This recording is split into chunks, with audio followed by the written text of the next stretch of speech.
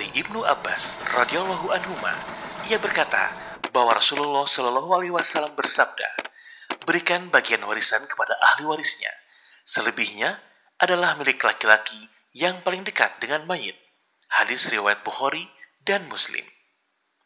Ilmu waris bersama Ustadz Abu Muhammad BSH MPD Hafizahullah setiap hari Selasa hanya di Al-Ma'tuk TV. Al-Ma'tuk TV bersama menuju kemurnian Islam. Bismillahirrahmanirrahim. Assalamualaikum warahmatullahi wabarakatuh. Bismillah, alhamdulillah, wassalatu wassalamu ala rasulillah wa ala alihi wa ashabihi wa mawala, amma ba'd. Allahumma alimna ma yanfa'una wanfa'na bima 'allamtana wa zidna ilman wa hudan wa tuqan wa salahan ya rabbal alamin. Taib, kaum muslimin rahimani wa rahimakumullahu jami'an. Insyaallah hari ini kita lanjutkan kembali pembahasan kita di ilmu waris. Sebagaimana yang telah kita ketahui bahwasanya ilmu waris adalah ilmu yang sangat penting untuk kita ketahui, khususnya bagi kaum muslimin. Terakhir pembahasan kita bahwasanya sudah kita membahas tentang hak-hak yang berkaitan dengan harta warisan. Sedikit kita mengulas berkaitan dengan hak-hak ini. Yang pertama bahwasanya sebelum kita membagikan warisan itu ada beberapa hak yang harus dibayarkan atau yang harus ditunaikan oleh ahli waris, ya, dari harta warisan orang yang meninggal atau dari harta warisan orang yang mewariskannya. Yang pertama itu biaya pemulasaraan jenazah. Sudah kita bahas seperti kita harus membayar orang yang menggali kubur, orang yang membawa jenazah dan lain sebagainya, memandikannya dan lain-lainnya, maka diambil dari harta si mayit. Ya, sebelum dibagikan warisannya ke ahli waris, maka bayarkan dulu biaya pemulasaraan jenazah dari awal sampai akhir. Setelah itu selesai, maka hutangnya, ya, hutang si mayit ini harus dibayarkan. Dari mana dibayarkan? Itu dari harta si mayit itu. Dan hutang terbagi dua. Ya, ada hutang kepada Allah Subhanahu wa taala, ada hutang kepada manusia. Maka dahulukanlah hutang kepada manusia, karena hutang kepada manusia itu dibangun di atas kebakhilan, berbanding terbalik dengan hutang kepada Allah, yaitu dibangun di atas musamahah. Allah Maha Pengasih, Allah Maha Penyayang. Kalau Allah Subhanahu wa taala menghendaki untuk mengampuninya, Allah akan mengampuninya. Sedangkan kalau hutang terhadap manusia itu tidak bisa. Makanya didahulukan hutang kepada manusia daripada hutang kepada Allah. Walaupun hutang kepada Allah juga tetap sama harus dibayarkan. Itu sudah dibahas pada pertemuan yang sebelumnya. Begitu juga setelah hutang itu dibayarkan, maka wasiat si mayit juga harus dibayarkan. Ya. Nah, kalau bertanya, ya Ustadz, apakah harus dibayarkan wasiat dulu, apa hutang dulu? Otomatis yang harus dibayarkan adalah hutang terlebih dahulu sebelum wasiat. Sebagaimana Rasulullah SAW qadha bidaini qoblal wasiyah. Bahwasanya Rasulullah SAW ketika ada yang meninggal itu terlebih dahulu membayarkan hutangnya sebelum wasiatnya. Ya, makanya hutang dulu dibayarkan sebelum wasiat. Kalau hutang sudah dibayarkan, kalau masih cukup hartanya, ada wasiat, maka bayarkan wasiatnya. Dan wasiat sudah kita bahas tidak boleh lebih dari sepertiga. Jadi wasiat itu maksimal adalah sepertiga. Dan wasiat tidak boleh untuk ahli waris. Ya, ini syaratnya. Syarat wasiat 2, ya. Tidak boleh lebih dari sepertiga dan tidak boleh ke ahli waris. Jikalau ada ingin memberikan wasiat lebih dari sepertiga harta dan juga ingin memberikan kepada ahli waris, maka harus sesuai atau harus meminta ridho semua ahli warisnya. Dan yang terakhir, kalau sudah yang 3 ini, biaya pemulasaraan, hutangnya, kemudian wasiatnya sudah dibayarkan, maka silahkan bagikan warisannya. Bagikan kepada siapa yang berhak, kepada yang tidak berhak jangan dikasih, ya. Kasihkan kepada yang berhak saja, dan berikan berapa bagian mereka masing-masing. sesuai dengan tuntutan syariat. Ini adalah hak-hak yang berkaitan dengan warisan. Baik, kaum muslimin rahimani wa rahimakumullahu jami'an. Hari ini kita akan membahas tentang rukun-rukun pembagian warisan dan juga syarat-syarat pembagian warisan. Insyaallah kalau ada waktu mungkin kita akan lanjut ke sebab-sebab mendapatkan warisan. Baik, rukun-rukun pembagian warisan ada 3. Yang pertama yaitu al-muwarris. Siapakah muwaris? Muwaris itu orang yang mewariskan, yaitu orang yang memiliki harta. Nah, orang yang memiliki harta itu kalau dia meninggal, kemudian dia memiliki banyak harta, maka ini dinamakan al-muwaris. Orang yang meninggal yang memiliki harta. Contohnya, misalkan ada seorang ayah memiliki 3 orang anak. Kalau ayahnya meninggal, maka ayahnya tersebut dikatakan al-muwaris. Ya, orang yang mewariskan, ya, orang yang memiliki harta. Ya, itu namanya muwaris, orang yang meninggal. Ya, muwaris itu orang yang meninggal yang memiliki warisan, yang memiliki harta, itu namanya al-muwaris. Jadi, rukun yang pertama harus ada yang meninggal. Kalau belum ada yang meninggal, bukan namanya pembagian waris. Ya, kalau misalkan orang tuanya masih hidup, nggak ada yang meninggal, dibagi-bagi sama orang tuanya, itu bukan warisan. Tapi mungkin itu bisa jadi masuknya ke hibah atau mungkin masuknya ke hadiah. Bukan warisan. Kalau warisan itu berarti kalau sudah meninggal orang tuanya, ada harta yang ditinggalkan, kemudian dibagikan ke ahli warisnya, itu namanya warisan. Ya, pembagian warisan, maka dinamakan al-muwaris. Jadi sekali lagi, muwaris itu adalah orang yang mewariskan, itu atau orang yang meninggal yang memiliki harta yang bisa diwariskan. Itu namanya muwaris. Ini adalah rukun yang pertama. Jadi harus ada yang meninggal. Rukun yang kedua adalah al-waris, yaitu ahli waris. Al-waris itu adalah ahli waris. Siapa yang berhak dari keturunan si muwaris tersebut. Muwaris seorang ayah meninggal, dia muwaris jadinya. Nah, 3 anak yang tadi itu namanya al-waris. Mereka adalah ahli waris, yaitu orang yang hidup, orang yang berhak mewarisi. Al-waris itu orang yang berhak mewarisi harta si muwaris tadi. Itu namanya al-waris. Jadi harus ada. Fulan meninggal, siapa ahli warisnya? Anaknya. Kalau nggak ada anaknya, mungkin saudara-saudaranya. Apakah ada orang tuanya? Ya, dan seterusnya. Ya, nanti akan kita bahas siapa saja yang termasuk ke ahli waris. Ya. Dan yang ketiga adanya at-tarikah. Apa itu tarikah? Yaitu harta yang ditinggalkan, yaitu harta warisan. Ya. Maka kalau seseorang ada yang meninggal, atau seorang ayah kita katakan meninggal, kemudian memiliki 3 orang anak, tapi tidak punya harta misalkan, maka tidak ada pembagian waris di sini. Ya, kalau tidak punya harta, atau mungkin hartanya sesuatu yang tidak dilirik, hanya meninggalkan 100 perak saja misalkan, atau 1000 lah misalkan. Ya udah, ini kan boleh aja dibagikan warisan, ya silakan. Ya, berapa dari 1000 itu berapa ya untuk 3 orang anak, berarti dibagi 3 saja, berapa kan begitu. Ya, jadi intinya warisan di sini biasanya adalah harta yang banyak. Sedangkan kalau harta orang yang tidak melirik misalkan 100 perak, itu bisa tidak dikatakan warisan karena orang tidak ada yang mau ngambil.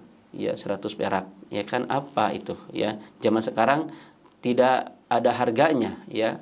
Uang 100 rupiah buat apa? Ya, tidak bisa dipakai untuk apa-apa. Beli permen saja sekarang sudah 503, tidak ada yang 100-an. Jadi kalau andai kata orang meninggal hanya meninggalkan 100 rupiah, itu tidak dianggap harta warisan. Karena orang tidak akan meliriknya, tidak ada yang mau menerimanya. Ya, jadi harus ada harta warisannya. Maka kalau ada 3 rukun ini, ya, ada 3 rukun ini berarti boleh ya membagikan warisan. Ya, kalau tidak ada salah satunya, misalkan tidak ada muwaris, berarti bukan pembagian warisan, namanya tadi katakan hibah. Atau tidak ada ahli waris misalkan, ya, tidak ada ahli warisnya, mungkin ini juga tidak bisa mewarisi. Mungkin kemana hartanya? Bisa mungkin digunakan untuk keperluan kaum muslimin hartanya. Ya, atau misalkan bisa jadi tidak ada ahli waris yang masuk ke dalam warisan, tapi ada kerabat. Ya, ada kerabat. Kerabat itu yang tidak masuk kategori penerima warisan. Contohnya bibi, misalkan. Bibi itu tidak termasuk kategori orang yang berhak mendapatkan warisan. Tapi dia masih saudara, bisa jadi warisannya diberikan kepada bibinya. Berarti itu dari segi dzawil arham namanya. Dan itu mungkin ada pembahasan khusus namanya dzawil arham. Ya, jadi hukum asal ya rukun dari pembagian waris itu ada 3, yaitu al-muwaris, al-waris, dan yang ketiga adanya at-tarikah. Ya. Kemudian berikutnya syarat-syarat pembagian waris. Apa syaratnya? Ya. Yang pertama, sebelum dibagikan warisan itu, ya, harus dipastikan dulu hidupnya al-waris. Tadi waris itu adalah anak-anak, ya, anak-anak yang hidup setelah si ayahnya meninggal. Maka dipastikan dulu al-waris itu siapa setelah meninggal muwarisnya. Jadi sekarang ada seorang ayah meninggal, muwaris dia. Maka pastikan anak-anaknya, siapa saja anak-anaknya, al-waris di situ. Atau mungkin istrinya lebih dari satu, pastikan ada nggak istri yang lain selain istri yang diketahui ini, istri yang sah, bukan istri yang tidak sah. Ya, istri hasil dari pernikahan yang sah. Bisa jadi seorang menikah sah, tapi tidak diketahui oleh orang banyak.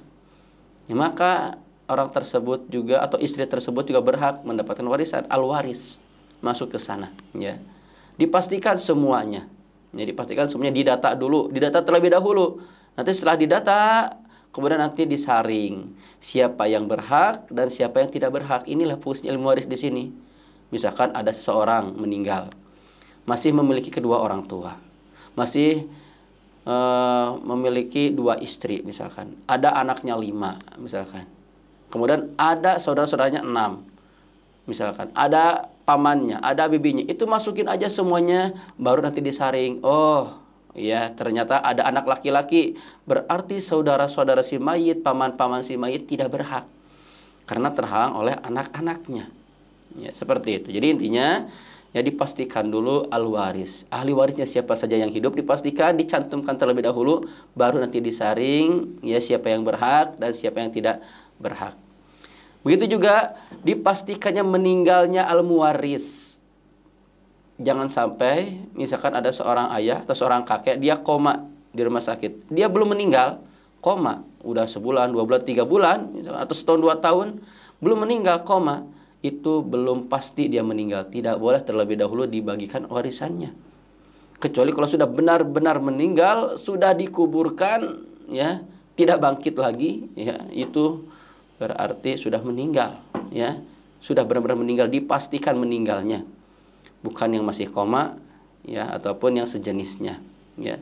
Jadi benar-benar dipastikan bahwasanya muwaris itu benar-benar sudah meninggal, sudah tidak ada nafasnya lagi, sudah layak dikuburkan, ya.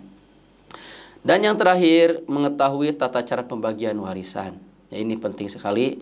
Mungkin banyak ya di antara kaum muslimin memiliki harta yang masya Allah sangat banyak sekali, dan juga mungkin memiliki ahli waris yang banyak sekali, tapi tidak tahu bagaimana tata cara pembagian warisannya. Maka inilah pentingnya kita belajar ilmu waris, ya.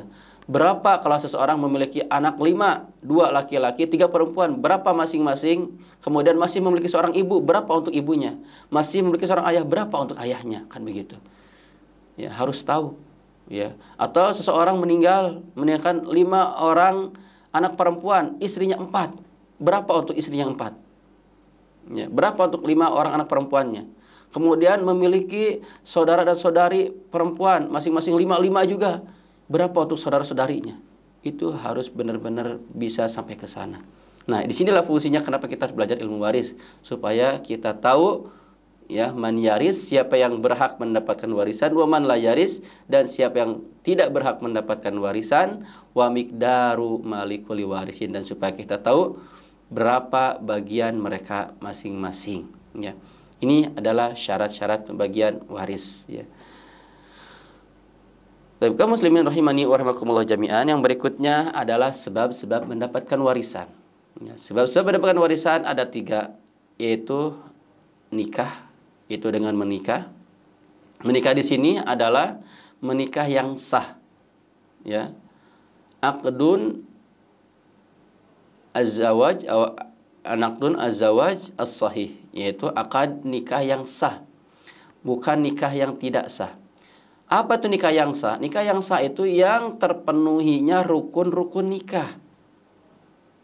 ya adanya mahar, ya adanya syahid, ya kan adanya wali dan lain-lain. Kalau itu sudah terpenuhi, maka nikah tersebut sah.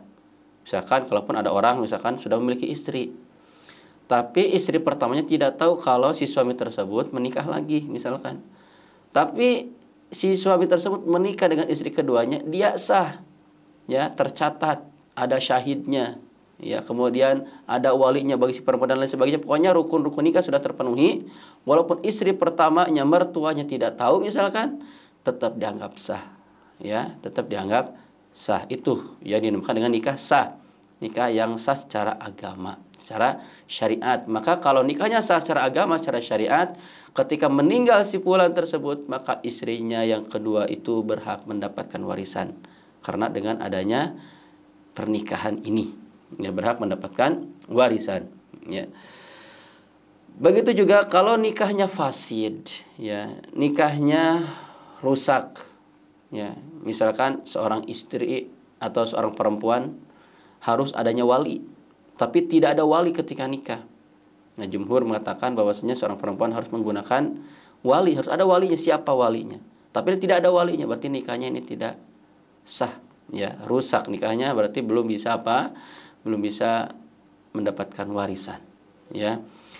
Begitu juga bahwasannya dengan adanya akad yang sahih, ya, dengan adanya akad yang sahih, maka akad yang sahih ini kalau ada waliyadzubillah misalkan hamil di luar nikah, ya, hukum asal anak yang di luar nikah itu, ya, tidak dinisbatkan kepada orang tuanya, ya, tidak dinisbatkan kepada ayahnya. Karena yang di luar nikah itu dinisbatkan kepada ibunya, ya, fulan bin fulanah misalkan begitu, tidak fulan bin fulan bapaknya kalau di luar nikah. Tapi kalau di dalam pernikahan, ya seperti biasa dinisbatkan kepada ayahnya dan berhak mendapatkan warisan, ya. Kemudian juga di sini di dalam pernikahan tentu pasti selalu ada yang namanya perceraian, ya. Nah, ketika ada perceraian ini, otomatis bagi perempuan khususnya yang diceraikan oleh suaminya, apakah berhak mendapatkan warisan atau tidak berhak? Di sini ada beberapa ketentuan, ya, warisan perempuan yang diceraikan. Yang pertama, apabila perempuan yang ditalak roj'i, maka itu berhak mendapatkan warisan. Jadi perempuan, siapapun itu perempuan, kalau itu ditalaknya talak roj'i dan masih dalam keadaan iddah, dalam iddahnya, meninggal suami yang mentalaknya, maka perempuan tersebut masih berhak mendapatkan warisan dari suaminya selama masih dalam masa iddah. Kenapa? Karena perempuan tersebut masih dikatakan istri dari si suami tersebut. Jadi kalau perempuan ditalak roj'i talak 1 misalkan, ya, talak roj'i talak 1, masih dalam masa iddahnya, meninggal suaminya, maka si istri tersebut masih berhak mendapatkan warisan dari suaminya. Atau ditalak 2, masih talak roj'i talak 2, maka dalam masa iddah suaminya meninggal, masih berhak istri tersebut mendapatkan warisan. Ini kalau talak raj'i dan masih dalam keadaan iddah. Yang kedua ada talak bain. Ya, talak bain ini, ya, perempuan yang ditalak bain dalam kondisi suami sehat atau kondisi suami sakit tapi tidak parah, maka tidak berhak mendapatkan warisan. Misalkan seseorang mentalak istrinya, talak 1, tapi tidak dirujuk-rujuk, selesai iddahnya, itu jadi talak bain sugro namanya. Nah, seperti itu, tidak dirujuk-rujuk, akhirnya meninggal suaminya, maka si istri tersebut talak bain, suaminya sehat walafiat, maka tidak berhak mendapatkan warisan. Ya, istri tersebut tidak berhak mendapatkan warisan. Kalau ditalak bain, suaminya dalam keadaan sehat walafiat, ataupun dalam keadaan sakit, tapi sakit tidak parah, mungkin demam biasa, atau sakit gigi misalkan, yang sakit ini yang tidak menimbulkan kepada kematian, ya, dan yang lainnya. Dan yang kedua, perempuan yang ditalak bain dalam kondisi suami sakit parah. Sekarang suami sakit parah, ditalak bain istrinya, ya, tapi tidak ada tuduhan atas suami ingin menghalangi istrinya dari warisannya, maka bagi istri tidak dapat warisan. Ya, tidak berhak dapat warisan, sama seperti yang nomor 2 tadi, tidak berhak mendapatkan warisan. Walaupun sekarang suaminya sakit parah. Kemudian ditalak bain istrinya karena misalkan ketika suaminya sakit parah, subhanallah, waliyadzubillah, istrinya itu sering keluyuran malam misalkan. Ya, sudah dinasehatin, pokoknya sudah tahapan-tahapan syariat sudah dilakukan, dinasehatin, pisah ranjang dan lain sebagainya, tidak mempan, istrinya masih seperti itu, ya. Secara syariat diperbolehkannya seorang suami mentalak istrinya. Ditalak satu, tidak dirujuk-rujuk, akhirnya ditalak bain sugro. Ya, habis masa idahnya. Talak bain, maka kemudian suaminya meninggal. Ya, mentalaknya dalam keadaan sakit parah waktu itu. Dan ini tidak ada alasan suami menghalangi warisan. Karena secara syariat istrinya memang harus sudah diceraikan kalau seperti itu, kalau istrinya nakal tanda petik seperti itu. Dan ini tidak ada tuhmah, tidak ada tuduhan kepada suami ingin menghalangi istrinya dari warisannya, tidak. Maka kalau seperti ini si istri tersebut kalau meninggal suaminya, maka si istri tidak dapat warisan. Yang keempat, apabila perempuan tersebut ditalak bain, ya, dalam kondisi suami sakit parah dan ada tuduhan, ya, ada tuduhan kepada si istri, ya, misalkan ada hasutan dari misalkan suami ini memiliki istri lebih dari satu, misalkan ada hasutan, mas tolong ceraikan si fulanah istri kami kedua itu. Para istrinya masya Allah solehahnya, tapi mungkin ada hasutan dari istrinya yang lain misalkan, akhirnya diceraikan supaya tidak dapat warisan karena ada hasutan, mungkin dia tuh menikah dengan mas ingin harta warisan mas misalkan begitu, ya, diceraikanlah, ya, istrinya yang solehah itu tanpa sebab, ya, tidak dirujuk lagi, misalkan talak satu tidak dirujuk lagi dari talak jadi talak bain, ya, bain sugro. Nah, kalau seperti ini ada tuhmah, ada tuduhan, maka walaupun si istri tersebut sudah keluar dari iddahnya ataupun dari jadi talak bain pun, ya, status talak bain, maka tetap berhak si istri tersebut mendapatkan warisan dari suaminya. Selama apa? Selama si istri tersebut masih dalam masa iddah, atau kalaupun sudah keluar iddahnya tetap berhak mendapatkan warisan selama si istri tersebut belum menikah lagi dengan orang lain.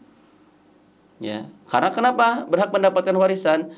Karena berhak mendapatkan warisan sebabnya si suami itu ingin lari dari mewarisinya. Sehingga kata para ulama, Allahu a'lam, orang yang seperti ini kondisinya berhak mendapatkan warisan. Ya, ini adalah perempuan yang diceraikan beberapa keadaan, ada yang berhak mendapatkan warisan.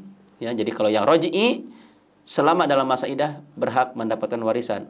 Sehat ataupun sakit suami yang menceraikannya selama dalam masa iddah, talak raj'i berhak mendapatkan warisan. Sedangkan kalau yang bain dilihat beberapa keadaan yang tadi disebutkan.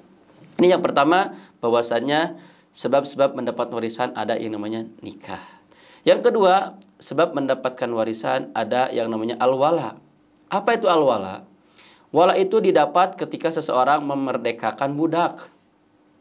Zaman dulu ya banyak seorang budak kemudian dimerdekakan, seperti Abu Bakar memerdekakan Bilal ibn Robah. Maka Bilal itu tadinya budak yang dibeli Abu Bakar As-Siddiq, ya.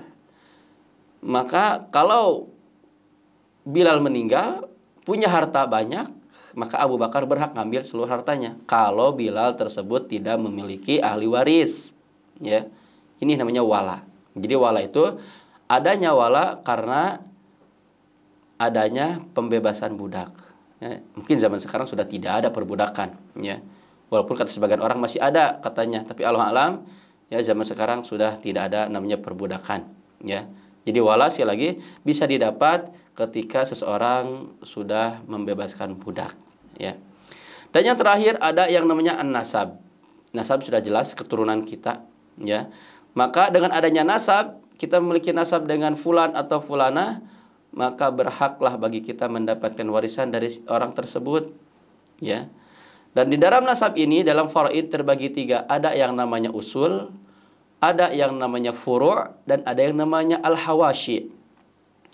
Dalam istilah faraid, usul itu mencakup kakek, nenek, ibu, dan ayah. Itu namanya usul.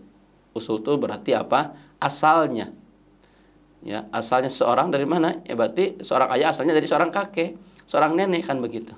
Usul namanya. Jadi usul itu mencakup 4, ya. ayah, ibu, kakek, nenek, dan terus ke atas. Dan terus ke atas. Ayahnya kakek, ayahnya nenek, ibunya kakek, ibunya nenek, itu namanya usul.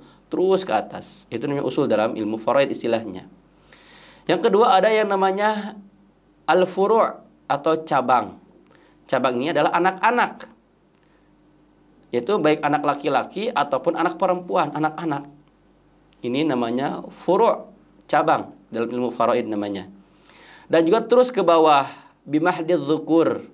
Terus ke bawah dari silsilahnya laki-laki. Cucu hanya cucu dari laki-laki saja. Berarti anaknya anak laki-laki. Maka kalau anaknya dari anak perempuan, cucu perempuan itu bukan ahli waris. Misalkan ada anak laki-laki dari perempuan, jadi ibnu bins namanya begitu. Dalam bahasa Arab itu bukan ahli waris. Atau bintul bins itu bukan ahli waris. Jadi keturunan dari anak perempuan, cucu ya, maksudnya cucu dari anak perempuan itu bukan ahli waris. Yang ahli waris itu adalah cucu dari anak laki-laki. Ya, cucu dari anak laki-laki. Contohnya begini, misalkan seorang ayah memiliki 2 orang anak. Yaitu yang pertama namanya Muhammad, yang kedua namanya Fatimah. Maka cucu dari Muhammad inilah dikatakan ahli waris. Kalau cucu dari Fatimah ini bukan ahli waris. Itu ya dalam faraid. Jadi dalam faraid itu yang dikatakan dengan furu' atau cabang itu adalah anak-anak laki-laki perempuan dan cucu-cucu dari anak laki-laki, keturunan dari anak laki-laki bimahdidz dzukur, dari keturunan laki-laki, bukan dari keturunan perempuan, ya. Dan yang ketiga ada yang namanya al-hawashi. Hawashi ini mencakup siapa? Yaitu saudara-saudara dan saudari-saudari, paman-paman. Ini namanya adalah hawashi. Itu mencakup saudara laki-laki sekandung, saudari perempuan sekandung, saudara seayah atau saudari seayah, saudara seibu atau saudari seibu. Ya, ini dan juga anak-anak dari saudara sekandung dan juga ya anak laki-laki, maksudnya anak laki-laki dari saudara sekandung dan juga anak laki-laki dari saudara seayah. Kalau dari saudari nggak ada. Begitu juga mencakup paman. Ada paman sekandung, ada paman sebapak. Ya, ini juga termasuk apa namanya? Ahli waris. Ya, ahli waris. Dan juga anak laki-laki paman sekandung dan juga anak laki-laki paman sebapak. Ya, mungkin nanti akan ada penjelasan khususnya ketika kita memasuki ashabul furud, insyaallah ya akan ada pembagian khusus ya, siapa sajakah ahli waris dari kalangan laki-laki, siapa sajakah ahli waris dari kalangan perempuan.